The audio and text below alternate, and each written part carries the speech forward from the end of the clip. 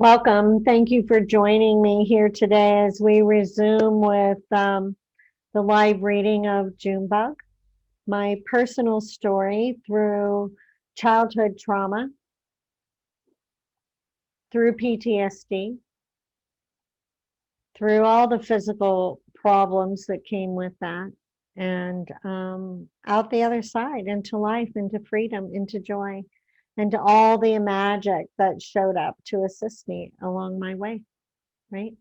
So just to recap, June just met Tegwa for the first time, and she's starting to have some sort of sense around what's going on with her father, right?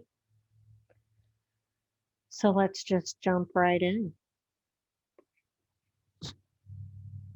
I try to remember when Mom began fading from view. Was it before or after he started slipping into my room? Why does she keep us here? The little girls need their daddies. Well, I'm not at all sure I need this one. Is this what daddies are supposed to be like? She's sitting there with her head in her hands as if she's giving up. She's crying. My youngest brother isn't here yet. So it's just me, Mom, and Kenny. I come up with a plan. And I approach her. My little fingertips grip the edge of the table. I'm up on my tippy toes and I peer over the edge. Mom, can we please just go to Grandma's? She has that little room in the back, and you know I can share with Grandma. Can't go to Grandma's, she snaps. She doesn't have the money, and there's just not enough room. Under her breath, she mumbles, and she never wanted me to marry him anyway. That doesn't matter. She loves us. She would never turn us away. She'll help us figure something out. I plead with her. We can't go there, she says with a finality. I can't do that. At that moment, I understood that the I told you so's carried more weight than our safety and well-being. So this pit forms in my stomach. And it was with me for the rest of my time there. A realization of her weakness and that I was on my own to survive. Hell. We remained there for the duration. She's too weak to save us. Now, the older I got, the more aware I became of the mental cage that she lived in, how broken and beaten down she'd become. Dad was always accusing her of sleeping with somebody. And one time, I remember there being quite a scuttle at a wedding reception because he had gotten it into his head that Mom and his stepdad were making out on the dance floor. His jealousy was out of control. I felt sorry for her. Her spirit had been torn apart with his constant berating. And after her childbearing came a barrage of insults about her body. She was too stretched out, or her boobs looked like 2 fried eggs. Now, these were only the things that were said in public where little girls could hear. Lord only knows what was said behind closed doors. He actually went to the laundromat, timed the whole process, and came home with the framework for our trips. Same with the grocery store. She had an allotted time for each, and God help us if the washers were tied up or there was a line at the grocery checkout because there were no excuses. He would insist she must have met some guy up there with 3 kids, one on her hip. She was never allowed to go anywhere without us. She was given an allotted amount of money for groceries, nothing extra, with the expectation that the cabinets would be loaded to his satisfaction. There was no pocket change for her. Now, Mom's scarring was a constant point of ridicule. I never understood why. She was scarred from the beginning. They'd been there when he met her. Why did they seem to bother him so much now? Phrases like, look at you, Who else would have you? And you would never get another man to even look at you or thrown around like compliments. What caused more scarring? His words or the explosion? Now, my mother had lived through a gas station explosion when she was 16. She was more than a little rebellious and angry at the time. She had just lost her father. They were really close, and to hear Grandma tell it, Mom had him wrapped around her finger. She would get him up in the middle of the night for chocolate milk, and he would do it. He adored her. I wonder if he visited her room at night. Mom and a girlfriend had been out cruising the town. It was a beautiful summer day, and the girls stopped in the gas station on the corner of Main Street to grab a Coca-Cola and decided on one more bathroom break before getting on the road. Now, they were meeting some friends out in the country for a day of horseback riding. The girls took a second to check their hair in the mirror one last time, and Mom, well, she was sweet on one of the young men they were going to be there. Mom pulled a cigarette from her pack, and as she lights her match, boom, the whole place went up in smoke. It exploded. The force of the explosion had the girls trapped in the bathroom. It felt like something was blocking the door and she couldn't get it open. The room filled with smoke. Her friend turned into a heap on the floor, no help at all. And as Mom struggled with the door, her skin was melting. Finally, door free, Mom grabs her friend and the two make their way out of the building. And as they emerge from the flames, both girls are on fire, hair and all. The ambulance was waiting. Her burns start at one ear, run most of the length of the front half of her body. Luckily, most of her face was spared. Now, she died twice on the table that day as they were working to save her life. The first time she watched from above as the doctors worked. I guess she found a way out too. The second time out, she was met by her father before the light. He took her into her arms, and she was so happy to see him. She misses him so much. I know, but you can't stay here now. You have to go back. She begins to cry. No, I don't want to go back. It hurts so bad, Daddy. I can't do it. You have to. You have something very important to do, and only you can do it. No, she cries as she sucked back down into her body. She was in the hospital for months and missed most of the coming school year. Her limit was reached with the possibility of having to have her left ear amputated. Now, she couldn't bear anymore. The doctors explained that the ear was infected, and with the infection being so close to the brain, was potentially really dangerous. Mom pled just one more day. It'll get better, I'm sure. The doctors agreed to postpone the surgery until the following morning. Mother's nurse for the evening was a large black woman. Blacks and whites didn't mingle much in those days, and in our sleepy town, paths never crossed. Laying a hand on my grandmother's shoulder, the nurse asked, "Can I pray with you?" Grandma's a little taken aback by the forwardness of the black stranger, but she couldn't turn down prayers, especially at a time like this. Please, please, is all she said. Now, while attaching a medal to the bandages on my mother's ear, the stranger whispers, "We're calling upon St. Jude, the patron saint of lost causes." And with that, the women went down on their knees, where they were found the following morning. And as Mom was wheeled into surgery, her wails bellowed through the halls. Upon removing the bandages, they found the ear healed, free, completely free from infection, completely healed. The doctors were astounded. No one ever saw the mystery black woman with the powerful prayers again. Mom's angel? Most are given the gift of life once. Mom received it 3 times, only to become invisible.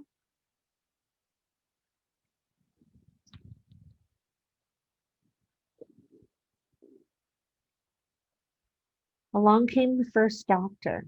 Mental health is totally taboo around here. People should be able to take care of their own stuff. But the new pictures that they're taking over my head as an adult were so different from the stories told by my family. And all I had were their stories versus my pictures. Dad didn't have the greatest disposition now, but this, how could this ever be rectified? Now, Bob didn't sign up for any of this. When we married, he knew what I had been going on in my present, right? What he had witnessed and a little history. He knew what I knew. Now, new pieces are showing up daily. But a mental doctor? He wasn't convinced. Finally, we compromised, and Bob got me an appointment with one of the psychology professors at the college where he taught. And his advice catapulted me into action. I jumped on his recommendation to confront them, the ones who claimed to be my family, and tell them about my pictures. Now, Bob and I made the trip back home. The terror threatened to swallow me whole as we inched our way closer to the little town we used to call home. Well, Bob was a slight little man, and for some reason, the only person other than my grandmother who got away with telling Dad to sit down and shut up. And he did it every time. He sat right down without a word. I remember the first time. We'd been dating for a while and we're planning to go on a trip out of town. I'd almost made it out the door when Dad catches my arm. Where in the hell do you think you're going? Bob steps in and says to him, now, Kenny, we don't want any trouble. She's 21 years old. There's nothing you can do. So why don't you just sit down there and be quiet? And while he was talking, I snuck out the side door and locked myself in the car. I decided then and there I would follow him to the ends of the earth, and I did. I married him, and we moved to a city a few hours away. We've arranged for a meeting in the park. Bob and I have left our baby with Grandma. So we get there first, and I'm about to throw up. Bob's pacing. When the two who claim to be my parents arrive, Bob takes charge and arranges us around this picnic table. Now he puts on his booming actor voice and gives them both instructions to keep quiet until I finish what I have to say. Dad closes his mouth, stares down at the table. Mom looks me square in the eye with bring it on look. So I did. I have these memories. They're just pictures. They come to me at night while I'm sleeping. I can't make sense of them. I need help. I need to know if they're true. I feel like I'm going crazy. Now, again, the crazy paper is always in the back of my mind. Maybe I'm crazy just like him. Now, there's lots of back crawling. Eye contact impossible. Finally, staring at the table, Dad says, I was a terrible father. I was a terrible person. I still am. I don't remember. But if you remember, I'm sure I did everything you said. I'm sorry. Somehow it felt flat. How was that going to help me? I need to put the pieces of this puzzle together, but there would be no help from him. He didn't even remember or claims not to. How could he not remember his role in molding my life? Mom just sits there. Mom, please. I need to know what happened to me. I have this aching feeling that some really horrible things have happened to me. And in one of the flashes, I'm just a little baby. It haunts me. I'm still in a crib. I'm being jerked around. My head's bobbing back and forth. There's fear and then quiet. I only get glimpses. Is it real? Tell me, please, please tell me. Silence.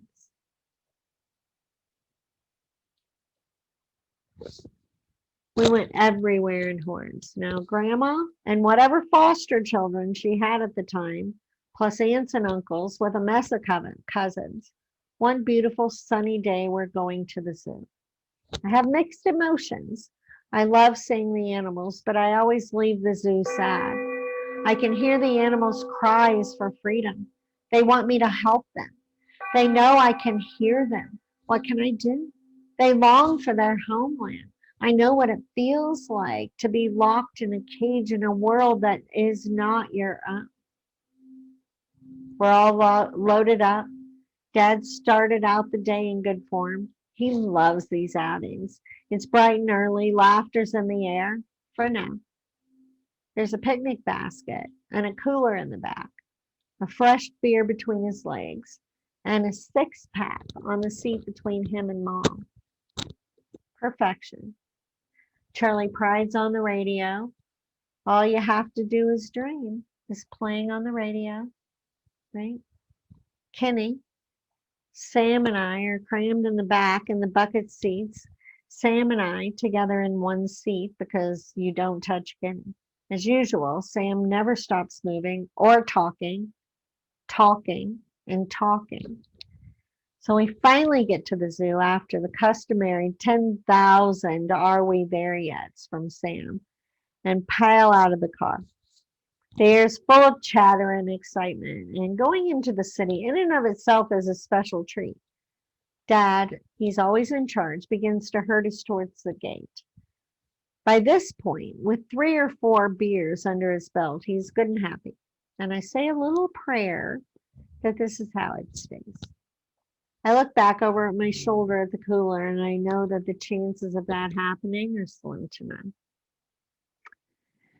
As we approach the gate, the chatter moves to where to go first. Everyone's talking at once, and finally, just as the kids are ready to explode, the grown-ups decide to split up in groups. And we're all going to meet back at the gate for lunch at noon. Grandma's coming with our group, thank goodness. So we head in the direction of the elephants. Stick close to Grandma. I never like being too far away or too close, at least arm's length. I have to keep a watchful eye in these sort of situations. Standing in front of the elephants, the sadness comes. They want out of there. I can feel them. One in particular, she's calling out to me. She stood there swinging her leg in ultimate boredom. She misses her family, her free open space, her home. And through my gaze, I try to comfort her. Mom's tugging on my arm. Everyone's ready to move on. So I move on reluctantly, looking back over my shoulder. I don't want to break our connection. The next stop is the reptile house. Kenny loves the snakes. I beg to wait outside. The snakes give me the heebie-jeebies. And after some convincing, I'm placed on a bench under a beautiful tree while the group tours the snake house. I can't get the elephant out of my mind. I wonder if any of the other hear them too, or if they just don't care. They don't seem to care about a lot of things. Around lunchtime, we all meet up and work our way through the gates back to the cars. The women stake out the perfect spot in a grove of trees and lay out the blankets for the kids. And the men haul the coolers and the picnic baskets from the cars. The kids are loaded down with lawn chairs for the grown-ups, the ones with the metal frames and the striped woven straps. There's a nice breeze, so the coolers are strategically placed to hold the corners of the blankets down. Conversation is light and cheery, and all the food is spread out on a nearby picnic table. Now the boys are running and they're wrestling around, and the girls are in a huddle chattering. And then there's me on the fringe, watching, waiting. Now, by the looks of it, the beers are going down easy and the conversation is getting a little louder. The tipping point is approaching. Now, after everyone is satiated, we do everything in reverse and work our way back inside. The herd splits up again, heading in different directions, with a designated meeting time. Our group is aimed at the gorillas, Dad's pick. So we stop and visit the exhibits along the way. Calling of the animals is haunting me. Just, some just want to be heard. Some are angry, some sad. A little bear cub hanging from a little tree reaches and cries out. He just needs a hug too. I'm pulled away. Destination gorillas. So I find myself standing in the presence of this huge ape. The beast is on the move. He's pacing in circles around the cage they call his home. His restlessness is thick and heavy. He's held inside with bars the size of Dad's arm. He's all alone. As the one lonely dead tree he has been given. A rope hangs from the top of the cage and a small pool of water resides in the center. He's bored and a little annoyed already. Then Dad starts in. It's as if he's fueled by the gorilla's unrest. The primal challenge is mounting. I can almost imagine them circling each other, in the jungle style. I've witnessed this many times in people form. Of course, a typical of a bully. Dad can get away. He's going to win in the end, or so he thinks. So I hear this little voice yelling, "Get out of arm's reach, something's coming." So I go find myself a place behind a bench and I crouch down to watch the situation play out. The ape's agitation is growing. Dad's throwing rocks, insults, along with whatever he can find. Now the ape comes back with a splash of water. Dad hits him with a peanut, debris flying Dad's way. The ape's up one with a handful of poo. Dad dodges it. Now he's really pissed off though. And being the more mature of the two, the Mr. Gorilla struts off and finds a place at the far corner of the cage. He turns his back to us as if he's giving the situation some space. And he stops completely interacting with Dad. But Dad's just getting started. Here we go. Having finally had enough, the beast stands up to his full height, his back still facing us. His agitation has subsided because he's got a plan, right? He walks the perimeter of his jail, dragging his hand across the bars. And each step, each move is deliberate. He nonchalantly stomps and plants himself right in front of the man who they say is my father. And he takes aim and commences to relieve himself. It's like a fire hose. Dad's cursing and gasping. Everyone scatters in an attempt to hide their laughter. Right? Mom is trying to get the situation under control. She's yelling for someone to get paper towels from the bathroom. And in the meantime, she starts dabbing him off with napkins from her purse. Right? He's swatting it away and he's, grabs the wads of napkins, wiping and cursing, and he makes his way to the men's room. I'm still hiding behind the bench, laughing so hard, tears are rolling down my face. I can't make my legs move. I catch a glimpse of Grandma, though, through the slats on the bench. She found herself a place off to the edge where she can enjoy the show too, and our eyes meet as we're wiping the tears from our faces. She gives me a little wink. Her eyes are twinkling. I find my legs and run to her side. She pats me on the back and whispers in my ear, "What goes around comes around." And after the drama's played out to some degree, our family is gathered up, Dad chilling. "We're getting the hell out of here." He storms off, mourning, "Goddamn stupid gorilla." Back in the car with another beer between his legs, Dad curses the entire way home, gagging between his swallows of liquid gold. This is always the problem, going home. Fun's always tempered with going home. At least this time, I have a really good story. Whose dad gets peed on by a gorilla?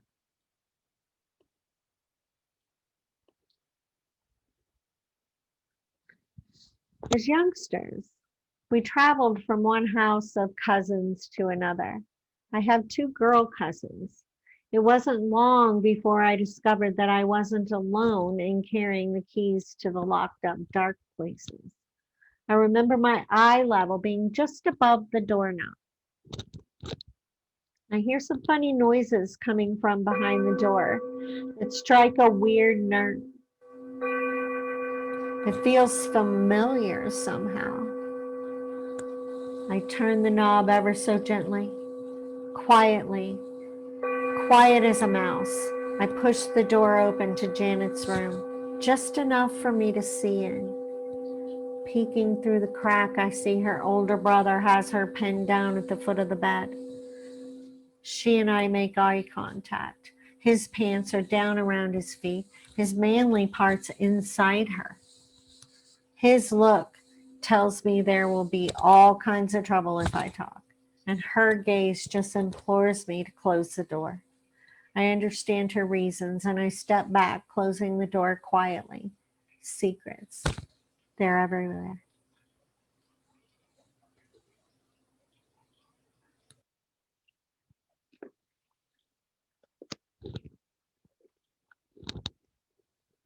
Now you can find your copy of Junebug at CherieDoyen.com, right on the books page. That'll take you right to Amazon, or you can go straight to Amazon, right? Junebug by Cherie Doyen. Grab up your copy. You may want to have it in front of you as we go through this process so that you can be taking notes and posting your questions, because my passion is for this book to begin a conversation in your family, with your children, with your parents, right? Now let's create some massive change on this planet together.